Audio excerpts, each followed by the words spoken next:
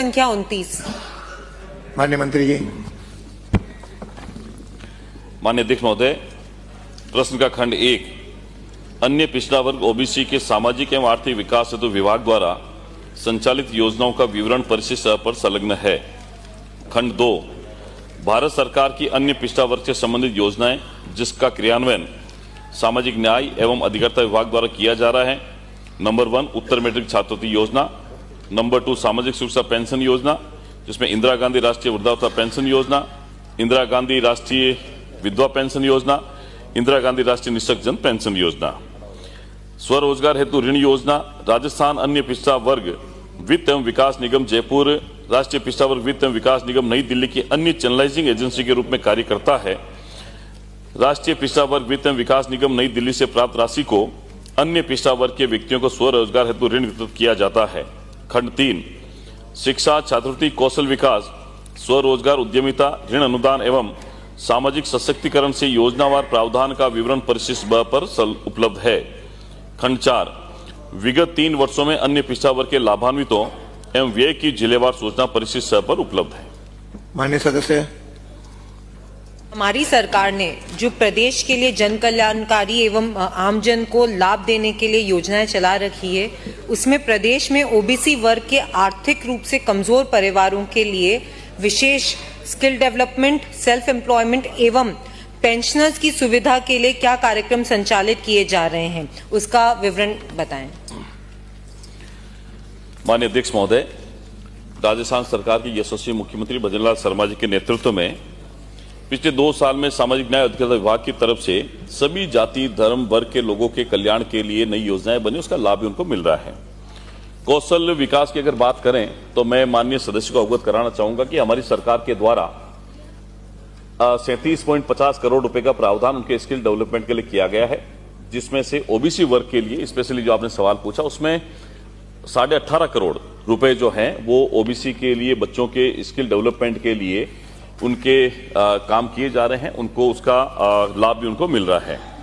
इसके अलावा जो पेंशन की बात आपने पूछी है तो मैं सदन को अवगत कराना चाहूंगा। ये अवगत कराना इसलिए जरूरी हो गया है कि पिछले 2 दिन से मैं ये देख रहा हूं, जब से महामहिम राज्यपाल महोदय का अभिभाषण चल रहा है उसमें कुछ माननीय सदस्य ने पेंशन के बारे में जो तथ्य बताए हैं वो निराधार हैं। राजस्थान में वर्तमान में लगभग 91.70 लाख व्यक्ति जो हैं सामाजिक सुरक्षा पेंशन के लाभार्थी हैं। ये जो पूछा ना पेंशन के बारे में, पेंशन का पूछा मैं इसलिए कह रहा हूं, पूछा है वही बता। उन्होंने जो पेंशन के बारे में पूछा है, पिछले सदस्य कहा कि 7-7 महीने से पेंशन नहीं आ रही, तो मैं एक डाटा रखना चाहता हूं सदन के सामने शॉर्ट में कि 91.70 लाख व्यक्ति लाभार्थी आज की तारीख में। नवंबर 2025 तक हमने जो प्रति महीने 1100 करोड़ रुपए इसके खाते में जाते, उसमें से 961 करोड़ रुपए का भुगतान नवंबर 2025 तक हो चुका है। दिसंबर के बिल भी ईसीएस के लिए जा चुके हैं और जो बचा हुआ जो कुछ लाख लोगों का जो पेमेंट है, कहीं उसके जन आधार में बैंक आईएफएससी कोड चेंज होने के कारण से या वेरिफिकेशन नहीं होने के कारण से जिनका वेरिफिकेशन नहीं होता है, उन कुछ लाख लोगों का पेंशन बकाया है, वो आजकल के अंदर ही उनका ईसीएस हो जाएगा और नवंबर महीने तक की पेंशन पूरी चली जाएगी और सिर्फ 1 महीने की बकाया है, क्योंकि जनवरी चल रहा है, दिसंबर तक की जैसे, और इसके भी दिसंबर 2025 का 1105 करोड़ रुपए का बिल बना करके हमने ईसीएस में भेज दिया है और ये महीना पूरा होने के बाद में वो पेंशन भी आ जाएगी। तो ये जो पेंशन के बारे में जो भ्रामक तथ्य फैलाए जा रहे हैं, ये सत्य सदन के सामने रखना चाहता हूं। कुछ लोग पेंशन बकाया, नहीं तो 1 महीने की बकाया। आपको गिनेगा। नो माननीय हरिमोहन जी। माननीय सदस्य। माननीय अध्यक्ष महोदय, मैं आपके माध्यम से माननीय मंत्री महोदय से पूछना चाहूंगी कि राजसमंद के दूरस्थ एवं ग्रामीण क्षेत्रों में लगभग 45% ओबीसी जनसंख्या निवासरत है। 3, 5, 4 मुख्यमंत्री अनुप्रति कोचिंग योजना के अंतर्गत कोचिंग सेंटर्स को मिलने वाला लाभ राजसमंद में एक भी कोचिंग सेंटर को नहीं मिल पा रहा है, क्योंकि ईयरली टर्नओवर बढ़ाकर 65 लाख प्लस जीएसटी कर दिया गया है। ओबीसी विद्यार्थियों को उच्च शिक्षा की कोचिंग में दिक्कत का सामना भी करना पड़ रहा है। क्या सरकार इसको रिव्यू करने की मंशा रखती है? यदि हाँ तो कब तक और नहीं तो क्यों? माननीय अध्यक्ष महोदय, माननीय सदस्य राजसमंद से आने वाली ने एक अच्छा सवाल किया है कि मुख्यमंत्री अनुप्रति कोचिंग योजना के बारे में। सर्वप्रथम राजस्थान में पूर्व मुख्यमंत्री वसुंधरा जी के समय ये योजना चालू हुई। उसके बाद 21-22 ने पूर्व सरकार ने भी इसको आगे बढ़ाया और हमारी सरकार आने के बाद में हमने इसमें कुछ सुधार करके इस योजना को नए सुधार के साथ में लागू किया है। अभी राजस्थान के 22 जिलों में लगभग 37 रेपुटेड इंस्टीट्यूट जो हैं उनके माध्यम से इस योजना का लाभ चल रहा है। राजस्थान में अधिकतम 30,000 बच्चों को इस योजना का लाभ मिल रहा है।